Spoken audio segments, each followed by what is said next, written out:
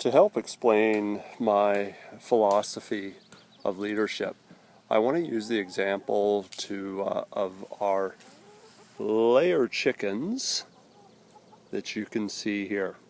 Now, you may notice there are currently 6 of them there, and out of the 6, a lot of people may look at these chickens and think there's nothing particularly different about them.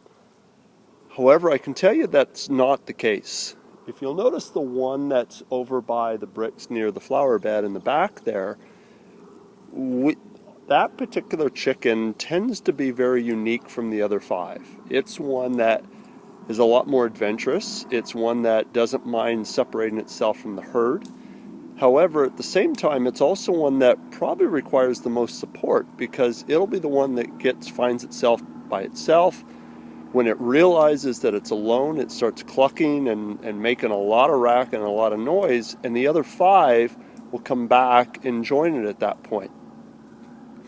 That, to me, illustrates a little bit what we see in terms of our students as well, because we recognize that there's a lot of different ways of achieving success.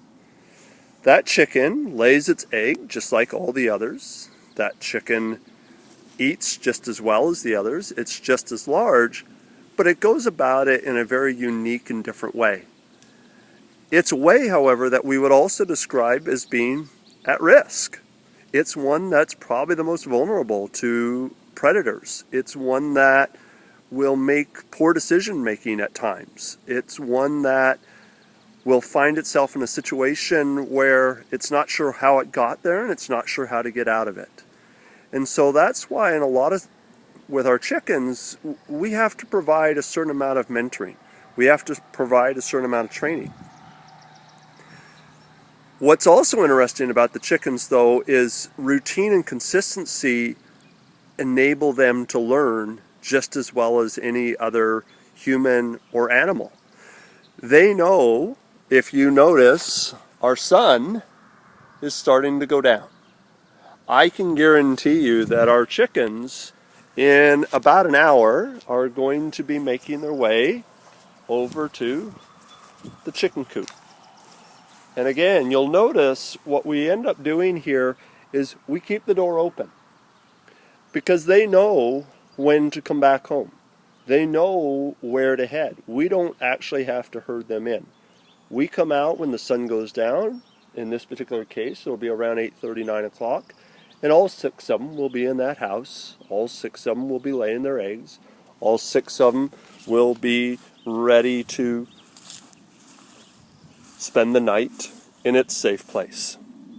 We've also seen when the chickens are comfortable, when they're warm, when they have water, when they have food, when they feel safe, that's when the largest egg production happens. However, when they're feeling anxious or they're feeling uncomfortable, egg production will go down. It's also why we free range our chickens, because what we have discovered is our free range chickens actually create the highest quality egg. My daughter actually is a baker, and her lemon meringue, her breads, the fluffiness, the rise that you get off of them is better with our free-range chicken eggs than your commercial grade eggs, because those commercial grade chickens do not get the same type of engagement.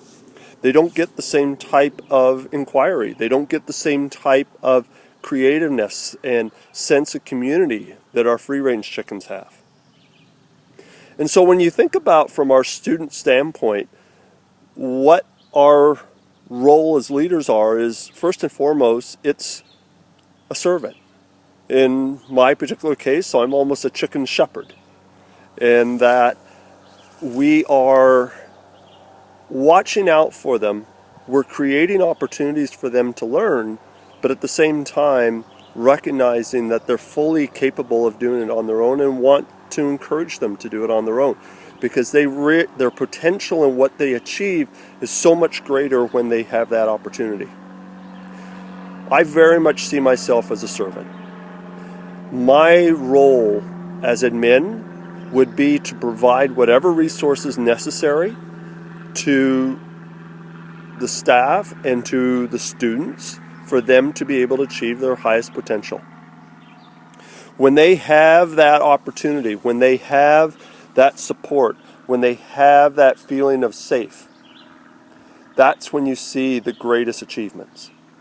And so when I think about the example that Christ has given us, the foundation that everything that we do establishes from that, that's where we have to start. We also know, however, though, that information that I've given you regarding our chickens is due to ABA techniques. It's due to data analysis. We have tested and tried and seen different situations and recorded what happened in those situations. And what we've discovered is the highest egg production, the highest egg quality comes as a result of those particular situations. And so we need to be doing the same from our school standpoint, from our student standpoint. It must be evidence-based. We need to, and we know from the data and from the collaboration that we have that that's where we're going to see our greatest success. Finally, our chickens, just like our students, just like our educators, have to work with a collective efficiency. It's interesting to watch the chickens kind of wander through the yard, because as soon as one finds a spot where there's lots and lots of bugs, it's not long before the other 5, generally 4 to begin with, and then that last one comes in later, they will quickly herd to that area, because within their group, they're all testing and trying out different things, and when one finds success, the rest join in. And so they have that instinct. We would call it instinct. I don't know if you could necessarily call it reason, but certainly from an educator standpoint, when we are all working in collaboration, when we find things that work, when we realize this is what is going to be effective for our particular culture, that's what you want to stick with. I can also say, though, that in terms of if you were to put our chickens in a totally different environment, they would be lost. They wouldn't know where to necessarily begin. That type of a transition, that type of change is substantial. And we see that all the time with the transitions we experience within our schools. That's why we need to find a unique example, why we need to understand our particular school culture to determine really what's going to work best in this particular, for them, for that particular environment. Because what works in one doesn't necessarily work in another. There's so many different dynamics at play. And so when I look at it and think about a school culture, we have a lot of lessons that we can learn from an agricultural background. Our Holy Scriptures use agricultural backgrounds all the time. Christ used that example all the time to illustrate some of the key points that he was making. And so that's, for me, a large part of why working on this farm kind of serves as a daily reminder for me as to what's important, and really has shaped in a large extent, the philosophy of leadership that I have today. Thank you.